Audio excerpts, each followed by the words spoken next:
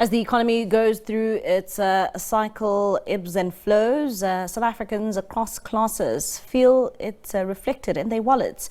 Whether times are good or bad, there are always groups or individuals looking to take advantage of people's trust and swindle them out of their money.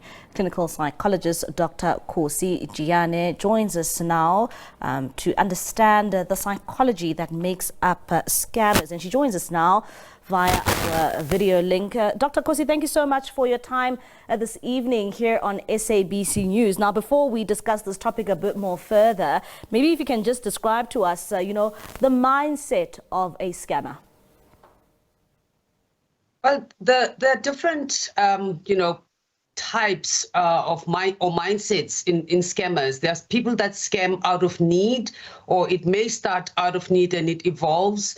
And that need could be real need. We know, as you said, we are facing a very tough socioeconomic period in the country. Many people are really battling to string, their cash together from 1 month to the next. So for some people, even from one day to the next. And therefore, out of desperation, it may just be a survival need for some people.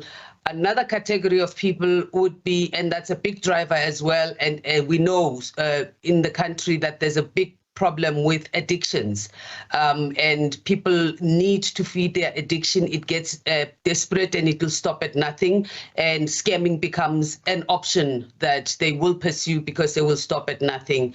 And then there are those kind of high-level scammers who scam because they can, and those are generally people who have your sociopathic and your Machiavellian and your people that don't care, that really do it because of the thrill of it, not because they really need it, but they do it because they can. It gives them a high, they will pursue it because it's possible to do it. And the more they do it, the better it gets. And they are the ones that really drive the technology and the sophistication at which technology goes in terms of scamming at the moment. And Dr. Khosi, some of the scams that are quite common, scams like the 419 scam, some of the romantic and online scammers. We've also seen, the Tinder swindler at some point, that made the rounds on social media. And maybe, when it comes to scammers, it seems as if most of them really here are targeting issues around money, like you highlighted a bit earlier.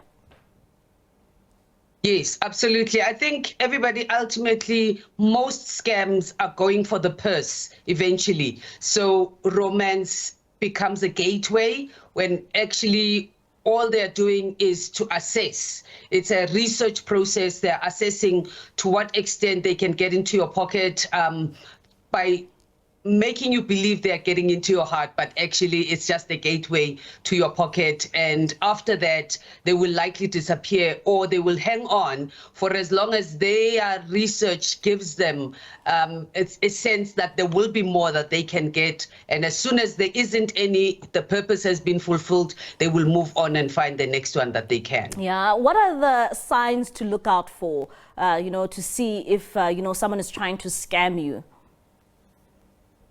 Well, I think the first thing is that all of us need to have a mindset that it can happen to anyone at any level. And we've seen recently, they use deepfake images to copy a person's identity, a high-profile person that is supposed to give that business opportunity a credibility, at face value, that you may think, oh, so-and-so is involved in it. This person is quite wealthy, so it must be legit, only to find that it is just deepfake images that they're using and fronting with that person. So anybody can fall victim to it.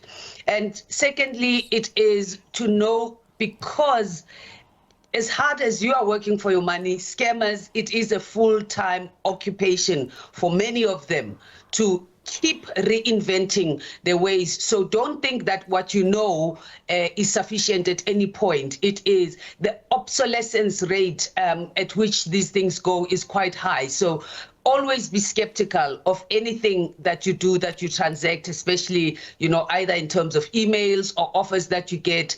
And thirdly, do not allow your desperation to throw you into deeper levels of vulnerability. So always be skeptical. Rather get someone else who can be a second brain, who can think with you and be your sanity check. And rather take time and don't be impulsive in anything that's going to potentially put you at a greater risk. Dr. Khosi, what role does trust play in you being scammed? I mean, because most people know who their scammers are. And I mean, 1 minute this person's there and then poof, they disappear into thin air. And these are usually people that they had some sort of relationship with. So what role does trust play in scammers getting what they want, from the subject?